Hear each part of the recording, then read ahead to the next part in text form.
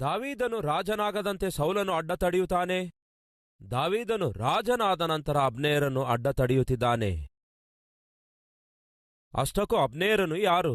ಸೌಲನ ಸೈನ್ಯಾಧಿಪತಿಯಾಗಿದ್ದ. ದಯವಿಟ್ಟು ಗಮನಿಸಿ ಪ್ರಿಯರೇ, ಸೌಲನ ಸೈನ್ಯಾಧಿಪತಿಯಾಗಿರುವಂತಹ ಅಬ್ನೇರನು ದಾವೀದನು ರಾಜನಾಗಲಾರದಂತೆ ಯಾಕೆ ಆಟಂಕಪಡಿಸುತ್ತಿದ್ದಾನೆ, ಅಭ್ಯಂತರಪಡಿಸುತ್ತಿದ್ದಾನೆ ಎಂದು ತಿಳಿದುಕೊಳ್ಳುವ ಪ್ರಯತ್ನ ಮಾಡೋಣ.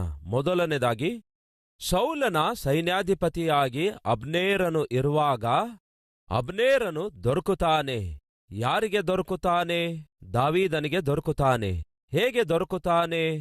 ಮೊದಲನೇ ಸಮುವೇಲ ಪುಸ್ತಕ 26ನೇ ಅಧ್ಯಾಯದಲ್ಲಿ ಇದನ್ನು ನಾವು ನೋಡುತ್ತೇವೆ. ಮೊದಲು ಕಥೆಯಂತೆ ಹೇಳ್ತೇನೆ, ಆನಂತರ ಆ ವಚನಗಳನ್ನು ತೋರಿಸ್ತೇನೆ ಕೇಳಿ. ದಾವೀದನನ್ನು ಕೊಲ್ಲಬೇಕೆಂದು ಅರಣ್ಯದಲ್ಲಿ ಸೌಲನ ಸೇನಾಧಿಪತಿಯಾಗಿರುವ ಅಬ್ನೇರನು ಸೈನಿಕರೆಲ್ಲ ಸೇರಿ ದಾವೀದನನ್ನು ಹುಡುಕುತ್ತಾ ಇದ್ರು. ದಾವೀದನಂತೂ ಅವರ ಕೈಗೆ ಸಿಗಲಿಲ್ಲ, ಯಾಕೆಂದ್ರೆ ದಾವೀದನನ್ನು ದೇವರೇ ಕಾಪಾಡ್ತಾ ಬಂದ್ರು. ಈಗ ಸೌಲನು ವಿಶ್ರಾಂತಿ ತೆಗೆದುಕೊಳ್ಳುತ್ತಾ ಒಂದು ಬೆಟ್ಟದ ಮೇಲೆ ಮಲಗುತ್ತಾನೆ. ಯಾರು ಅವನಿಗೆ ಕಾವಲು ಕಾಯಬೇಕು? ಸೈನ್ಯಕ್ಕೆ ಅಧಿಪತಿಯಾಗಿರುವ ಅಬ್ನೇರನು ಸೌಲನಿಗೆ ಕಣ್ಣು ಗುಡ್ಡಿನಂತೆ ಕಾಯಬೇಕು. ಎದಕ್ಕಾಗಿ? ರಾಜನಾಗಿರುವುದಕ್ಕಾಗಿ. ದಾವೀದನನ್ನು ಕೊಲ್ಲುವುದಕ್ಕಾಗಿ ಸೌಲನು ಆ ಪ್ರಾಂತ್ಯಕ್ಕೆ ಬಂದಿದ್ದಾನೆಂದು ದಾವೀದನಿಗೆ ಗೊತ್ತಾದಾಗ ಸೌಲನು ಅವನ ಸೈನಿಕರೆಲ್ಲರೂ ನಿದ್ರೆ ಮಾಡುತ್ತಿರುವ ಸಮಯದಲ್ಲಿ ದಾವೀದನು ಸೌಲನ ಬಳಿಗೆ ಬರುತ್ತಾನೆ. ಸೌಲನ ಬಳಿಯಲ್ಲಿರುವ ಭರ್ಜಿ ತೆಗೆದುಕೊಳ್ತಾನೆ. ಸೌಲನು ಕುಡಿಯುವಂತಹ ನೀರಿನ ಪಾತ್ರೆ ಕೂಡ ತೆಗೆದುಕೊಳ್ತಾನೆ. ತೆಗೆದುಕೊಂಡು ದೂರ ಹೋಗಿ ಗಟ್ಟಿಯಾಗಿ ಕಿರುಚುತ್ತಾನೆ, ಅಬ್ನೇರನೇ, ಓ ಅಬ್ನೇರನೇ ಎಂದು ಕಿರ್ಚಿದ ಕೂಡಲೇ ಗುರ್ಕೆ ಹೊಡೆಯುತ್ತಿರುವ ಅಬ್ನೇರನು ಎದ್ದೇಳ್ತಾನೆ. ಎದ್ದು ಹೇಳ್ತಾನೆ, ರಾಜನು ನಿದ್ರೆ ಮಾಡುತ್ತಿರುವಾಗ ಡಿಸ್ಟರ್ಬ್ ಮಾಡುವುದಕ್ಕಾಗಿ ನೀನು ಯಾರು ಅಂದಾಗ ದಾವೀದನು ಹೇಳ್ತಾನೆ, ಅಬ್ನೇರನೇ, ನೀನು ಶೂರನಲ್ಲವೋ? ದೇಶವನ್ನೇ ಪರಿಪಾಲಿಸುವ ರಾಜನಿಗೆ ಕಾವಲಾಗಿ ಕಾಯಬೇಕಾದ ನೀನು ಸೋಮರಿಯಂತೆ ನಿದ್ದೆ ಮಾಡುತ್ತೀಯಾ? ಶತ್ರು ಬಂದು ನಿನ್ನ ರಾಜ್ಯನ ಭರ್ಜಿ ತೆಗೆದುಕೊಂಡಿದ್ದಾನಲ್ಲವೇ? ನೀರಿನ ಪಾತ್ರೆ ತೆಗೆದುಕೊಂಡನಲ್ಲವೇ? ಏನ್ ಮಾಡ್ತಾ ಇದ್ದಿ ನೀನು? ಇಲ್ಲಿ ದಾವೀದನ ಮನಸ್ಸು ನೋಡಿರಿ. ಅಯ್ಯೋ, ರಾಜನಿಗೆ ಕಾವಲಾಗಿ ಕಾಯಬೇಕಾದವನು ನಿದ್ರೆ ಮಾಡಿದ್ರೆ ರಾಜನ ಪರಿಸ್ಥಿತಿ ಏನಾಗುತ್ತೆ? ಯಾರು ಆ ರಾಜನು? ಅವನನ್ನು ಕೊಲ್ಲುವುದಕ್ಕಾಗಿ ಬಂದ ಸೌಲನು. ಆದರೆ ದಾವೀದನ ಮನಸ್ಸೇನೆಂದರೆ, ಸೌಲನು ನನ್ನನ್ನು ಕೊಲ್ಲಲು ಬಂದಿದ್ದಾನೆ, ಆದರೆ ವಾಸ್ತವದಲ್ಲಿ ದೇಶಕ್ಕೆ ರಾಜನಾಗಿದ್ದಾನಲ್ಲವೇ? ಆ ರಾಜನಿಗೆ ಭದ್ರತೆ ಇಲ್ಲದಿದ್ರೆ ಹೇಗೆ? ಈ ಅಬ್ನೇರ್ ಎನ್ನುವವನು ರಾಜನಿಗೆ ಕಾಪಾಡದಿದ್ರೆ ಹೇಗೆ? ಹಾಗಾಗಿ ಏನ್ ಹೇಳ್ತಾನೆ ನೋಡೋಣ ಬನ್ನಿ. 26ನೇ ಅಧ್ಯಾಯ 15ನೇ ವಚನ.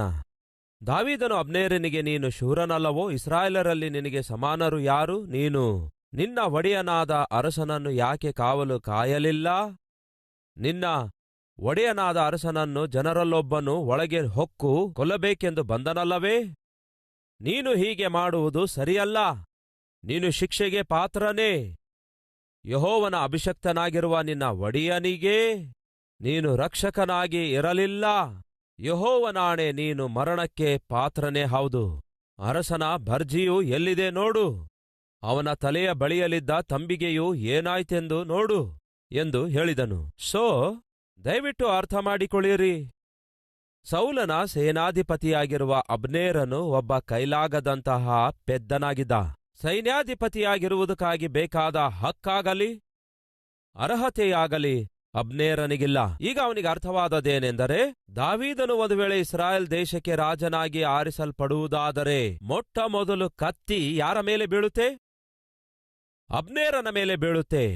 ಯಾಕೆಂದರೆ ಗತದಲ್ಲಿ ದೊರಕಿದ ಸೌಲನ ಬಳಿಯಲ್ಲಿ ಕಾವಲಾಗಿ ಕಾಯಬೇಕಾಗಿರುವ ಸೌಲನನ್ನು ಕಣ್ಣು ಗುಡ್ಡಿನಂತೆ ಕಾಯಬೇಕಾದ ಅಬ್ನೇರನು ರಾಜನಿಗೆ ನಿರ್ಲಕ್ಷ್ಯ ಮಾಡಿ ನಿದ್ರೆ ಮಾಡುವುದನ್ನು ದಾವೀದನು ನೋಡ್ತಾನೆ. ನಾನು ಕೈಲಾಗದವನೆಂದು, ನಾನು ಒಬ್ಬ ಪೆದ್ದನೆಂದು ದಾವೀದನಿಗೆ ಬಹಳ ಚೆನ್ನಾಗಿ ಗೊತ್ತು. ದಾವೀದನೇ ಏನಾದರೂ ರಾಜನಾಗುವುದಾದರೆ ನನಗೆ ಸೈನ್ಯಾಧಿಪತಿಯಾಗಿ ಇರುವುದಕ್ಕೆ ಬಿಡುವುದೇ ಇಲ್ಲ. ಅಷ್ಟು ಮಾತ್ರವಲ್ಲದೆ, ನಾನು ಸೌಲನ ವಿಷಯದಲ್ಲಿ ನಿರ್ಲಕ್ಷ್ಯತನದಿಂದ ವ್ಯವಹರಿಸಿದ್ದಕ್ಕಾಗಿ ನನ್ನನ್ನು ಕೊಂದಾಕುತ್ತಾನೆ. ಹಾಗಾಗಿ 600 106 ದಾವೀದನು ಇಸ್ರಾಯೇಲರ ಮೇಲೆ ರಾಜನಾಗಿ ಎಂದಿಗೂ ನೇಮಿಸಲ್ಪಡಬಾರದು. ಅದು ಇಸ್ರಾಯೇಲರ ಮೇಲೆ ಶ್ರದ್ಧೆಯುಳ್ಳವನಾಗಿ ಹಾಗೆ ಯೋಚಿಸಿದನೋ, ಇಸ್ರಾಯೇಲ್ ಪ್ರಜೆಗಳ ವಿಷಯದಲ್ಲಿ ಶ್ರದ್ಧೆಯುಳ್ಳವನಾಗಿ ಅವರ ಭವಿಷ್ಯದ ವಿಷಯದಲ್ಲಿ ಅವರ ಉದ್ಧಾರ ಬಯಸಿ ಹಾಗೆ ಯೋಚಿಸಿದನೋ? ಈ ಅಬ್ನೇರ್ ಎನ್ನುವವನು ಆ ರೀತಿ ಆಲೋಚಿಸ್ತಿದ್ದಾನೆ ಅಂದ್ಕೊಳ್ತೀರಾ? ಇಲ್ವೇ ಇಲ್ಲ. ಮತ್ತೆ ಯಾವುದಕ್ಕಾಗಿ? ತನ್ನ ಪೋಸ್ಟ್ಗಾಗಿ, ತನ್ನ ಪೊಸಿಷನ್ಗೋಸ್ಕರ ಯಾವ ಮಟ್ಟಕ್ಕಾದ್ರೂ ಹೋಗ್ತಾನೆ. ಸಹೋದರ ಸಹೋದರಿಯರೇ, ನಿಮ್ಮ ಜೀವಿತದಲ್ಲೂ ಕೂಡ ಇಂತಹ ಅಬ್ನೇರರು ಎದುರಾಗ್ತಾರೆ. ಅವರಿಗಿರುವ ಉದ್ಯೋಗಕ್ಕೋಸ್ಕರ, ಅವರಿಗಿರುವಂತಹ ಪೊಸಿಷನ್ಗೋಸ್ಕರ, ಅವರಿಗಿರುವ ಪ್ರಮೋಷನ್ಗೋಸ್ಕರ, ಅವರು ತಮಗಿರುವ ಪೋಸ್ಟ್ ಕಾಪಾಡಿಕೊಳ್ಳುವುದಕ್ಕೋಸ್ಕರ ಯಾವ ಮಟ್ಟಕ್ಕಾದರೂ ಹೋಗ್ತಾರೆ. ಅವರು ತಮ್ಮನ್ನು ಕಾಪಾಡಿಕೊಳ್ಳುವುದಕ್ಕಾಗಿ ನಿಮ್ಮ ಮೇಲೆ ನಿಂದೆ ಹೊರಿಸುವ ಪ್ರಯತ್ನ ಮಾಡ್ತಾರೆ. ನಿಮ್ಮ ಮೇಲೆ ಅಲ್ಲಸಲ್ಲದ ನಿಂದೆ ಹೊರಿಸುತ್ತಾರೆ. ನಿಮ್ಮನ್ನು ಅನಾವಶ್ಯಕವಾಗಿ, ಅನ್ಯಾಯವಾಗಿ ಬಲಿಪಶುವನ್ನಾಗಿ ಮಾಡ್ತಾರೆ. ಅರ್ಥ ಮಾಡಿಕೊಳ್ಳಿ ಪ್ರಿಯರೇ, ದಾವೀದನಂಥವನನ್ನೇ ರಾಜನಾಗಲಾರದಂತೆ ಅಬ್ನೇರನು ಎಷ್ಟು ಬುದ್ಧಿವಂತಿಕೆಯಿಂದ ಅಡ್ಡ ತಡೆಯುತ್ತಿದ್ದಾನೆ ನೋಡಿ. ಎರಡನೇದು, ಸೌಲನ ನಂತರ ರಾಜನಾಗಬೇಕಾದದ್ದು ದಾವೀದನೇ. ಯಾಕೆಂದರೆ ಅದೇ ದೇವರ ಚಿತ್ತ. ಆ ವಿಷಯ ಸೌಲನಿಗೆ ಗೊತ್ತಿತ್ತು. ಸೌಲನೇ ಆ ವಿಷಯ ಗತದಲ್ಲಿ ಒಪ್ಪಿಕೊಳ್ತಾನೆ. ದಾವೀದನೇ, ನೀನೇ ಈ ರಾಜ್ಯಕ್ಕೆ ರಾಜನಾಗುವಿ ಎಂದು ಒಪ್ಪಿಕೊಂಡ. ಅದೇ ವಿಷಯ ಅಬ್ನೇರನಿಗೂ ಗೊತ್ತಿತ್ತು. 2 ಸಾಮುವೇಲ 3 ಅಧ್ಯಾಯ 17-18 ವಚನದಲ್ಲಿ ಅಬ್ನೇರನು ಏನ್ ಹೇಳ್ತಾನೆ ನೋಡಿ. ಆಗ ಅಬ್ನೇರನು ಇಸ್ರಾಯೇಲರ ಹಿರಿಯರಿಗೆ ಕರೆಯಿಸಿ, ದಾವೀದನು ನಮ್ಮ ಅರಸನಾಗಬೇಕೆಂದು ನೀವು ಮುಂಚೆ ಅಪೇಕ್ಷಿಸಿದಂತೆಯೇ ಈಗ ಮಾಡಿರಿ. ಯೆಹೋವನು ದಾವೀದನ ವಿಷಯವಾಗಿ ನನ್ನ ಸೇವಕನಾದ ದಾವೀದನ ಮುಖಾಂತರವಾಗಿ ನನ್ನ ಪ್ರಜೆಗಳಾದ ಇಸ್ರಾಯೇಲರನ್ನು ಫಿಲಿಸ್ಟಿಯರ ಕೈಗೂ ಬೇರೆ ಎಲ್ಲಾ ಶತ್ರುಗಳ ಕೈಗೂ ತಪ್ಪಿಸುವೆನೆಂದು ನುಡಿದಿದ್ದಾನಲ್ಲ ಎಂದು ಹೇಳಿಸಿದನು. ಈಗ ಗಮನ ಕೊಟ್ಟು ಕೇಳ್ರಿ. ಇಸ್ರಾಯೇಲ್ ಪ್ರಜೆಗಳಿಗೆ ಕರೆದು ಏನ್ ಹೇಳ್ತಾನೆ ಗೊತ್ತಾ? ದಾವೀದನೇ ಅಲ್ಲವೋ ರಾಜನಾಗಬೇಕಾದದ್ದು? ದಾವೀದನನ್ನೇ ಅಲ್ಲವೋ ದೇವರು ರಾಜನಾಗಿ ಆರಿಸಿಕೊಂಡದ್ದು? ಅಂದರೆ ಅಬ್ನೇರನಿಗೆ ಗೊತ್ತು, ದಾವೀದನೇ ಇಸ್ರಾಯೇಲರನ್ನೆಲ್ಲ ಪರಿಪಾಲಿಸಬೇಕೆಂದು. ಅದೇ ದೇವರ ಚಿತ್ತವೆಂದು ಅಬ್ನೇರನಿಗೆ ಗೊತ್ತಿತ್ತು. ಸೌಲನಿಗೆ ಗೊತ್ತಿತ್ತು, ದೇವರು ದಾವೀದನಿಗೆ ರಾಜನಾಗಿ ಅಭಿಷೇಕಿಸಿದ್ದಾರೆಂದು. ತಿಳಿದು ಸೌಲನು ತಪ್ಪು ಮಾಡುತ್ತಾನೆ, ಅದಕ್ಕೆ ಮೂಲ್ಯವನ್ನು ಕಟ್ಟುತ್ತಾನೆ. ತಿಳಿದು ಅಬ್ನೇರನು ಈಗ ತಪ್ಪು ಮಾಡ್ತಿದ್ದಾನೆ. ದಾವೀದನು ರಾಜನಾಗಲಾರದಂತೆ ಅಡ್ಡ ತಡೆಯುತ್ತಿದ್ದಾನೆ. ಏನ್ ಮಾಡ್ತಾನೆ?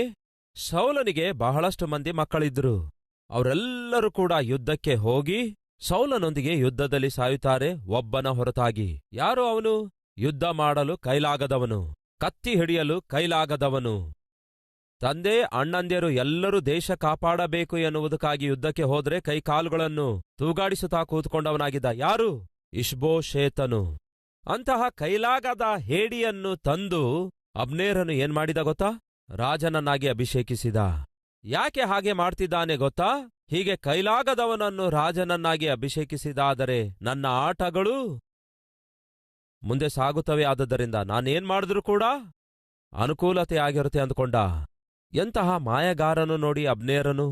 ದಾವೀದನು ವಾಸ್ತವದಲ್ಲಿ ಇಸ್ರಾಯೇಲರ ಮೇಲೆ ರಾಜನಾಗಬೇಕಾದಂತಹ ಸಮಯದಲ್ಲಿ ಅಬ್ನೇರನು ಎಂಬ ಒಬ್ಬ ಮಾಯಗಾರನು ಮಾಡಿದೇನು ಗೊತ್ತಾ? ಸೌಲನ ಮಗನಾದ, ಯಾವ ಪ್ರಯೋಜನಕ್ಕೂ ಬಾರದಂತಹ ಹೇಡಿಯಾಗಿರುವಾತನನ್ನು ಇಸ್ರಾಯೇಲರ ಮೇಲೆ ರಾಜನನ್ನಾಗಿ ಅಭಿಷೇಕಿಸುತ್ತಾನೆ. ಹಾಗೆ ಅಭಿಷೇಕಿಸಿದಾಗ ಅವನ ವಯಸ್ಸು 40 ವರ್ಷ ಆಗಿರುತ್ತೆ. 2 ವರ್ಷಗಳವರೆಗೂ ಇಷ್ಬೋಶೇತನು ಎನ್ನುವಂತಹ ಸೌಲನ ಮಗನು ರಾಜನಾಗಿ ಪರಿಪಾಲಿಸಿರುವಂತೆ ನಾವು ನೋಡ್ತೇವೆ. ಅದೇ ಸಮಯದಲ್ಲಿ ಮರೆಯಬೇಡಿರಿ, 2 ಸಾಮುವೇಲ 2 ಅಧ್ಯಾಯ 11 ವಚನ ಹೇಳುತ್ತೆ, ದಾವೀದನು ಹೆಬ್ರೋನಿನಲ್ಲಿ ಯೆಹೂದದಲ್ಲಿ ಆಳಿರುವ ಕಾಲವೆಲ್ಲ 7 ವರ್ಷದ 6 ತಿಂಗಳು. ಎಷ್ಟು ಕಾಲದವರೆಗೂ ದಾವೀದನು ಹೆಬ್ರೋನಿನಲ್ಲಿ ಪರಿಪಾಲನೆ ಮಾಡಿದನಂತೆ? 7.5 ವರ್ಷ ಪರಿಪಾಲನೆ ಮಾಡುತ್ತಾನೆ. ವಾಸ್ತವದಲ್ಲಿ ದಾವೀದನು ಪರಿಪಾಲನೆ ಮಾಡಬೇಕಾದದ್ದು ಕೇವಲ ಯೆಹೂದ ಗೋತ್ರ ಒಂದೇ ಅನ್ನುತ್ತೀರೋ ಅಥವಾ 12 ಗೋತ್ರಗಳೆಲ್ಲ ಅನ್ನುತ್ತೀರೋ? 12 ಗೋತ್ರಗಳ ಮೇಲೆಲ್ಲ ಪರಿಪಾಲನೆ ಮಾಡಬೇಕಿತ್ತು. ಆದರೆ 7.5 ವರ್ಷಗಳವರೆಗೂ ದಾವೀದನು ಕೇವಲ ಒಂದು ಯೆಹೂದ ಗೋತ್ರಕ್ಕೆ ಮಾತ್ರವೇ ರಾಜನಾಗಿ ಪರಿಪಾಲನೆ ಮಾಡುತ್ತಾನೆ. ಯಾಕೆ ಈ ಆಲಸ್ಯ ಉಂಟಾಯಿತು? ಇಸ್ರಾಯೇಲ್ಯರ ಮೇಲೆ ರಾಜನಾಗಿ ದಾವೀದನು ಇರಬೇಕಾಗಿದ್ದಾಗ ಸೌಲನು ಸತ್ತೋಗುತ್ತಾನೆ. ಈಗ ದಾವೀದನೇ ರಾಜನಾಗಬೇಕು. ದಾವೀದನು ರಾಜನಾಗಿರುವುದು ದೇವರ ಚಿತ್ತ. ಆದಾಗ್ಯೂ ಯಾಕೆ ತಾನೇ ದಾವೀದನು 7.5 ವರ್ಷಗಳವರೆಗೂ ಇಸ್ರಾಯೇಲ್ಯರ ಮೇಲೆ ರಾಜನಾಗ್ಲಿಕ್ಕೆ ಆಗ್ಲಿಲ್ಲ ಎಂಬ ಪ್ರಶ್ನೆ ಸಹಜವಾಗಿ ಮನಸ್ಸಲ್ಲಿ ಬರುತ್ತೆ. ದೇವರು ಯಾರೊಬ್ಬರನ್ನು ಕೂಡ ಸಡನ್ ಆಗಿ ಏನ್ ಮಾಡೋದಿಲ್ಲ, ಉನ್ನತಕ್ಕೆ ಕೊಂಡೊಯ್ಯಲ್ಲ. ಲಿಫ್ಟಲ್ಲಿ ಯಾರನ್ನೂ ಕೂಡ ಮೇಲಕ್ಕೆ ಒಯ್ಯಲ್ಲ. ಕ್ರಮವಾಗಿಯೇ ದೇವರು ನಮ್ಮನ್ನು ಉನ್ನತಕ್ಕೆ ಕೊಂಡೊಯ್ಯುತ್ತಾರೆ. ಅದೇ ವಿಷಯವನ್ನು ಇಸ್ರಾಯೇಲರಿಗೂ ಕೂಡ ತಿಳಿಯಪಡಿಸುತ್ತಾರೆ. ಒಂದು ವಾಕ್ಯ ನೋಡೋಣ ಬನ್ನಿ. ವಿಮೋಚನೆ ಕಾಂಡ 23 ಅಧ್ಯಾಯ 29-30ನೇ ವಚನ. ದೇಶವು ಹಾಳಾಗಿ ಕಾಡು ಮೃಗಗಳು ಹೆಚ್ಚಿ ನಿಮಗೆ ತೊಂದರೆ ಕೊಡಲಾರದ ಹಾಗೆ ಅವರನ್ನು 1 ವರ್ಷದೊಳಗಾಗಿಯೇ ನಿನ್ನ ಎದುರುಗಡೆಯಿಂದ ಹೊರಡಿಸಿಬಿಡುವೆನು. ನೀನು ಅಭಿವೃದ್ಧಿ ಹೊಂದಿ ಆ ದೇಶವೆಲ್ಲ ಸ್ವಾಧೀನ ಮಾಡಿಕೊಳ್ಳುವವರೆಗೂ ಕ್ರಮಕ್ರಮವಾಗಿ ಅವರನ್ನು ನಿನ್ನ ಎದುರುಗಡೆಯಿಂದ ಹೊರಡಿಸಿಬಿಡುವೆನು. Step by step. ನಿನ್ನ ಮುಂದೆ ಬಹಳಷ್ಟು ಜನ ಶತ್ರುಗಳಿದ್ದಾರೆ. ಒಂದೇ ಸಾರಿ ಅವರೆಲ್ಲರನ್ನು ನಿನ್ನ ಕಣ್ಣಿಗೆ ಕಾಣಲಾರ್ದಂತೆ ಮಾಡ್ತೇನೆ ಅಂದುಕೊಳ್ಬೇಡ. ನಿನ್ನನ್ನು ಒಂದು ಕಡೆ ಅಭಿವೃದ್ಧಿ ಪಡಿಸುತ್ತಾ ಇರುತ್ತೇನೆ. ನೀನು ಅಭಿವೃದ್ಧಿ ಹೊಂದುತ್ತಾ ಇರುವ ಹಾಗೆಯೇ ಕ್ರಮಕ್ರಮವಾಗಿ ನಿನ್ನ ಶತ್ರುಗಳನ್ನು ನಾನು ಏನ್ಮಾಡ್ತೇನೆ? ಹೊರದೋಡಿಸುತ್ತೇನೆ.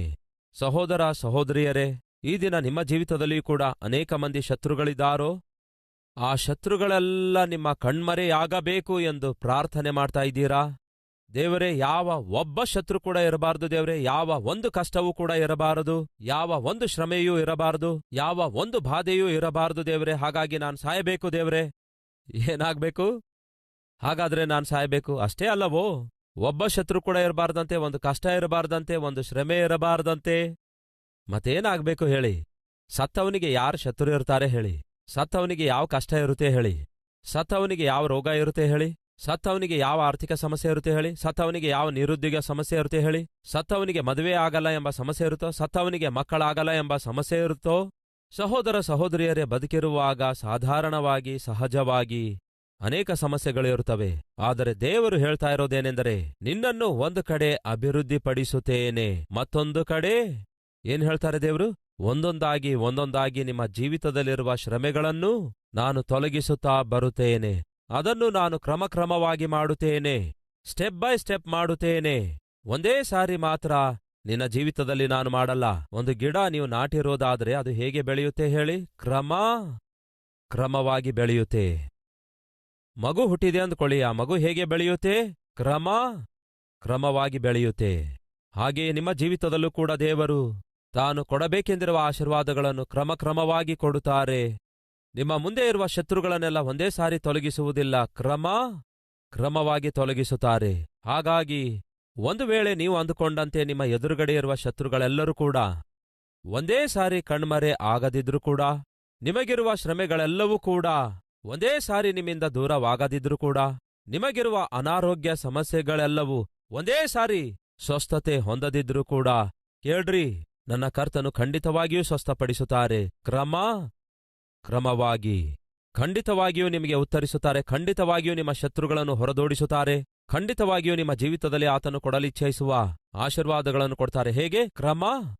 ಕ್ರಮವಾಗಿ ಎಂಬ ಈ ವಾಸ್ತವವನ್ನು ದಯವಿಟ್ಟು ಅರ್ಥ ಮಾಡಿಕೊಳ್ಳಬೇಕೆಂದು ಕೋರಿಕೊಳ್ಳುತ್ತೇನೆ. ಮೊದಲನೇದಾಗಿ ದೇವರು ದಾವೀದನನ್ನು ಕನಿಕರಿಸಿ ಯೆಹೂದ ಗೋತ್ರಕ್ಕೆ ರಾಜನನ್ನಾಗಿ ಮಾಡ್ತಾರೆ. ಭಕ್ತನಾಗಿರುವ ಜೆ ಬಟ್ಲರ್ ಎಂಬ ಒಬ್ಬ ದೊಡ್ಡ ಬೈಬಲ್ ಪಂಡಿತರು ಈ ವಿಷಯವನ್ನು ಈ ರೀತಿಯಾಗಿ ಅವರು ಧ್ಯಾನಿಸಿ ಉಲ್ಲೇಖಿಸಿದ್ದೇನೆಂದರೆ, ವಾಸ್ತವದಲ್ಲಿ ದಾವೀದನು ಇಸ್ರಾಯೇಲ್ ದೇಶದ ಮೇಲೆಯೂ ಕೂಡ ರಾಜನಾಗ್ಲೇಬೇಕಿತ್ತು. ಆದರೆ ಯಾಕೆ ಆಲಸ್ಯವಾಯಿತು ಎನ್ನುವುದಾದರೆ, ಆಗ ದಾವೀದನು ದೇವರ ಮೇಲೆ ಅಪನಂಬಿಕೆಯನ್ನು ತೋರ್ಪಡಿಸಿದನಂತೆ. ಸೌಲನ ಕೈಗೆ ಸಿಕ್ಕಿಬೀಳದಂತೆ ನನ್ನ ದೇವರು ಖಂಡಿತವಾಗಿಯೂ ಕಾಪಾಡ್ತಾರೆ ಎಂದು ನಂಬಬೇಕಾದ ದಾವೀದನು ನಂಬಲಾರದೆ, ಏನೋ ಎಲ್ಲಿ ಸೌಲ ಕೊಂದಾಕ್ತಾನೇನೋ ಎಂಬ ಭಯದಿಂದ ತಪ್ಪು ಹೆಜ್ಜೆ ಹಾಕ್ತಾನೆ, ತಪ್ಪು ಮಾಡ್ತಾನೆ, ಹೋಗಬಾರದ ಸ್ಥಳಕ್ಕೆ ಹೋಗ್ತಾನೆ. ದೇವರ ಚಿತ್ತಕ್ಕೆ ವಿರುದ್ಧವಾಗಿ ಫಿಲಿಸ್ಟಿಯರ ದೇಶಕ್ಕೆ ಹೋಗಿ ಫಿಲಿಸ್ಟಿಯರ ರಾಜನ ಬಳಿಗೆ ಸೇರಿ ಅವನೊಂದಿಗೆ ಕೈ ಜೋಡಿಸುವುದು ಖಂಡಿತವಾಗಿಯೂ ದೇವರ ಚಿತ್ತಕ್ಕೆ ವಿರುದ್ಧವಾಗಿತ್ತು. ಕೇಳ್ರಿ, ನಿಮ್ಮ ಜೀವಿತದಲ್ಲಿ ಅಸಾಧ್ಯವಾದವುಗಳು ಸಾಧ್ಯವಾಗಬೇಕಾದರೆ ದೇವರು ನಿಮ್ಮ ಜೀವಿತದಿಂದ ಅಪೇಕ್ಷಿಸುತ್ತಿರುವುದೇನು ಗೊತ್ತಾ? ನಂಬಿಕೆ. ಏನದು? ನಂಬಿಕೆ. ನಂಬುವುದು ನಿಮ್ಮ ಕೈಲಾಗುವುದಾದರೆ. ಏನಂತಿದೆ? ತಿನ್ನುವುದು ನಿಮ್ಮ ಕೈಲಾಗುವುದಾದರೆ ಅಂತ ಇದೆಯಾ ಬೈಬಲ್ನಲ್ಲಿ? ತಿನ್ನುವುದು ನಿಮ್ಮ ಕೈಲಾಗುವುದಾದರೆ ತಿನ್ನುವವನಿಗೆ ಅಂತ ಇದೆಯಾ? ಇಲ್ಲ. ಮತ್ತೇನಂತಿದೆ? ನಂಬುವುದು ನಿನ್ನ ಕೈಲಾಗುವುದಾದರೆ ನಂಬುವವನಿಂದ ಸಮಸ್ತವೂ ಸಾಧ್ಯ ಅಂತ ಇದೆ. ಅಂದರೆ ನಿಮ್ಮ ಜೀವಿತದಲ್ಲಿ ಅಸಾಧ್ಯವಾದವುಗಳನ್ನು ಸಾಧ್ಯ ಮಾಡುವಂಥದ್ದು, ನಿಮ್ಮ ಜೀವಿತದಲ್ಲಿ ಅದ್ಭುತಗಳನ್ನು ರುಚಿ ನೋಡುವಂತೆ ಮಾಡುವುದು ಏನಾಗಿದೆ ಗೊತ್ತಾ? ನಂಬಿಕೆಯಾಗಿದೆ.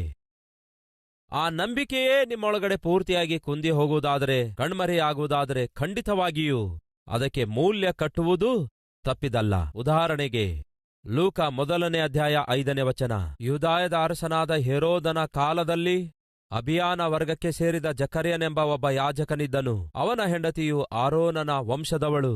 ಆಕೆಯ ಹೆಸರು ಎಲಿಜಬೆತ್. ಇವರಿಬ್ಬರು ಕರ್ತನ ಎಲ್ಲಾ ಆಜ್ಞೆಗಳನ್ನೂ ನೇಮನಿಷ್ಠೆಗಳನ್ನು ಕೈಕೊಂಡು ತಪ್ಪಿಲ್ಲದೆ ನಡೆದುಕೊಳ್ಳುತ್ತಾ ದೇವರ ದೃಷ್ಟಿಯಲ್ಲಿ ನೀತಿವಂತರಾಗಿದ್ದರು.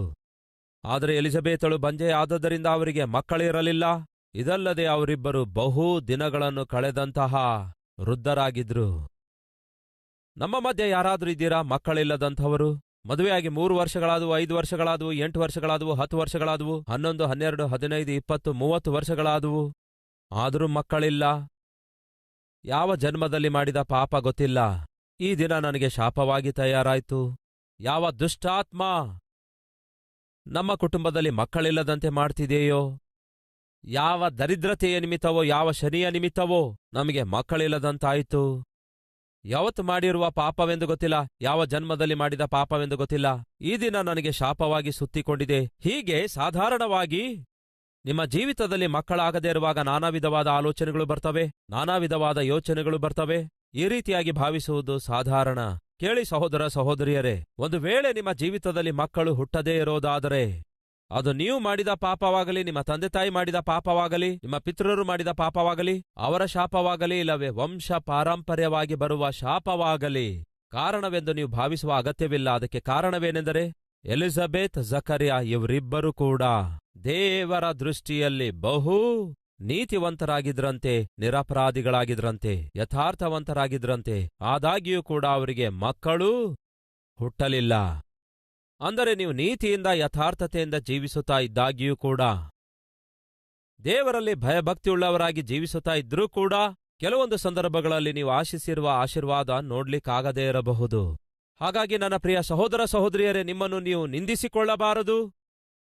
ಯಾವುದೋ ಶನಿ ನನ್ನನ್ನು ಅಂಟಿಕೊಂಡಿದೆ, ಯಾವುದೋ ದರಿದ್ರತನ ಅಂಟಿಕೊಂಡಿದೆ, ಯಾವುದೋ ದುಷ್ಟಾತ್ಮ ದುರಾತ್ಮ ನಮಗೆ ಮಕ್ಕಳಿಲ್ಲದಂತೆ ಮಾಡ್ತಿದೆ ಎಂಬುದಾಗಿ ನೀವು ಬಲಹೀನಗೊಳ್ಳುವ ಅಗತ್ಯವಿಲ್ಲ.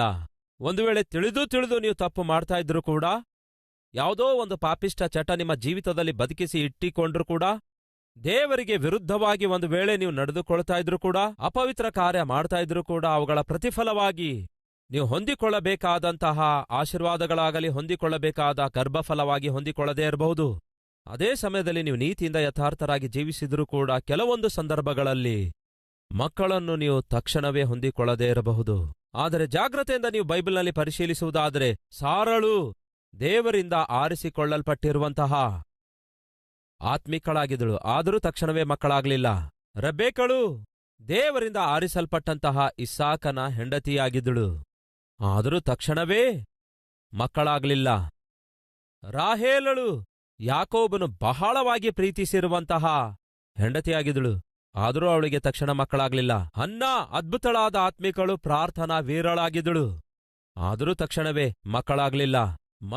ಮನೋಹನ ಹೆಂಡತಿ ಅದ್ಭುತವಾದ ಆತ್ಮಿಕರಾಗಿದ್ರು, ಆದರೂ ತಕ್ಷಣವೇ ಅವರಿಗೆ ಮಕ್ಕಳಾಗಲಿಲ್ಲ. ಹೀಗೆ ಜಾಗ್ರತೆಯಿಂದ ಪರಿಶೀಲಿಸುವುದಾದರೆ ಇವರೆಲ್ಲರೂ ಆತ್ಮೀಕರೇ, ಆದರೆ ಅವರ ಜೀವಿತದಲ್ಲಿ ಮಕ್ಕಳು ಮಾತ್ರ ಆಲಸ್ಯವಾಗಿಯೇ ಅನುಗ್ರಹಿಸಲ್ಪಡಲಾಯಿತು. ಆದರೆ ಆಲಸ್ಯವಾಗಿ ಅನುಗ್ರಹಿಸಲ್ಪಟ್ಟಿರುವಂತಹ ಮಕ್ಕಳು ಮಾತ್ರ ಬಹು ಅದ್ಭುತವಾಗಿರುವಂತಹ ಮಕ್ಕಳನ್ನೇ ಅವರು ಹೊಂದಿಕೊಳ್ಳುವವರಾದರು. ಅಬ್ರಹಾಮ ಸಾರಳಿಗೆ ಇಸಾಕನು, ಇಸಾಕ ರೆಬೆಕ್ಕಳಿಗೂ ಯಾಕೋಬನು, ಯಾಕೋಬ ರಾಹೇಲಳಿಗೂ ಯೋಸೇಫನು, ಹನ್ನಳಿಗೂ ಹನ್ನಳ ಗಂಡನಿಗೂ ಸಮುವೇಲನು, ಮನೋಹನ ಹೆಂಡತಿಗೂ ಸಂಸೋನನು, ಎಲಿಜಬೆತ್ ಹಾಗೂ ಜಕರ್ಯನಿಗೂ ಸ್ತ್ರೀಯರಲ್ಲಿ ಹುಟ್ಟಿದವರಲ್ಲೇ ಯೋಹಾನನಂತಹ ಶ್ರೇಷ್ಠನೂ ಇಲ್ಲ. ಸ್ನಾನಿಕನಾದ ಯೋಹಾನ ನಿಮ್ಮ ಜೀವಿತದಲ್ಲಿ ಒಂದು ವೇಳೆ ನೀತಿಯಿಂದ ಯಥಾರ್ಥತೆಯಿಂದ ಜೀವಿಸುತ್ತಿದ್ದಾಗಿಯೂ ನೀವು ಬೇಡಿಕೊಂಡದ್ದು ಆಶಿಸಿದ್ದು ಒಂದು ವೇಳೆ ಹೊಂದಿಕೊಳ್ಳಲಿಕ್ಕಾಗದಿದ್ದರೆ ದಯವಿಟ್ಟು ಕೇಳ್ರಿ, ನನ್ನ ದೇವರು ನಿಮಗೆ ಶ್ರೇಷ್ಠವಾದದ್ದನ್ನು ಕೊಡುವುದಕ್ಕಾಗಿಯೇ ಆಲಸ್ಯ ಮಾಡುತ್ತಿದ್ದಾರೆ ಎಂಬ ವಾಸ್ತವವನ್ನು ಮರೆಯಬೇಡಿರಿ. ಮಹಾಪರಿಶುದ್ಧನಾದ ಪ್ರೀತಿಯುಳ್ಳ ತಂದೆಯೇ, ಬಿತ್ತಲ್ಪಟ್ಟ ಈ ವಾಕ್ಯ ಫಲಿಸುವಂತೆ ಮಾಡಿರಿ ದೇವರೇ. ನಿಮ್ಮ ಚಿತ್ತಾನುಸಾರವಾಗಿ ಈ ದಿನ ಮೊದಲುಗೊಂಡು ನಾವು ಬದುಕುವ ಹಾಗೆ ಸಹಾಯ ಮಾಡಿರಿ ದೇವರೇ. ನಮ್ಮ ಜೀವಿತದಲ್ಲಿ ನಮ್ಮ ಪ್ರಾರ್ಥನೆಗೆ ಉತ್ತರ ಆಲಸ್ಯವಾಗುತ್ತಿರುವಾಗ, ನಮ್ಮ ಪ್ರಯತ್ನಗಳೆಲ್ಲ ಸಫಲ ಆಗದೇ ಇರುವಾಗ, ನಮ್ಮನ್ನು ನಾವು ಪರಿಶೀಲಿಸಿಕೊಂಡು ನಮ್ಮ ಅವಿಧೇಯತೆ, ಅಪವಿತ್ರತೆ, ಅಪನಂಬಿಕೆಯನ್ನು ದೇವರೇ, ಒಪ್ಪಿಕೊಂಡು ಅವುಗಳನ್ನು ಬಿಟ್ಟು ಬಿಟ್ಟು ದೇವರೇ ನಿಮ್ಮ ಪಾದಗಳನ್ನು ಹಿಡಿದುಕೊಳ್ಳುವುದಾದರೆ ಖಂಡಿತವಾಗಿಯೂ ನೀವು ಕನಿಕರಿಸುತ್ತೀರಿ. ಆಲಸ್ಯವಾಗುತ್ತಿರುವ ಕಾರ್ಯಗಳ ವಿಷಯದಲ್ಲಿ ದೇವರೇ ಅದ್ಭುತ ಕಾರ್ಯ ಮಾಡಿ, ದೇವರೇ ನಮಗೋಸ್ಕರ ಕೂಡಿಟ್ಟಿರುವಂತಹ ಶ್ರೇಷ್ಠವಾದ ಆಶೀರ್ವಾದಗಳನ್ನು ನೀವು ಅನುಗ್ರಹಿಸುತ್ತೀರಿ. ಅಂತಹ ವಾಕ್ಯ ಈ ದಿನ ಅನುಗ್ರಹಿಸಿ ನಮ್ಮ ನಂಬಿಕೆಯನ್ನು ದೃಢಪಡಿಸಿದ್ದಕ್ಕಾಗಿ ನಿಮಗೆ ವಂದನೆಗಳನ್ನು ಸಲ್ಲಿಸುತ್ತೇವೆ. ದೇವರೇ, ಯಾರ್ಯಾರು ಯಾವ ಯಾವ ಅವಶ್ಯಕತೆಗಳಲ್ಲಿದ್ದವರಾಗಿ ಈ ಸಮಯದಲ್ಲಿ ನಿಮ್ಮ ಸನ್ನಿಧಿಯಲ್ಲಿ ಪ್ರಾರ್ಥಿಸುತ್ತಿದ್ದಾರೋ ಅವರ ಅವಶ್ಯಕತೆಗಳನ್ನೆಲ್ಲ 100% ಆಗಿ ತೀರಿಸಿ ನಿಮ್ಮ ನಾಮ ಮಹಿಮೆಪಡಿಸಿಕೊಳ್ಳಿರೆಂದು ಯೇಸುವಿನ ನಾಮದಲ್ಲಿ ಬೇಡಿ ಹೊಂದಿದ್ದೇವೆ ತಂದೆಯೇ, ಆಮೇನ್.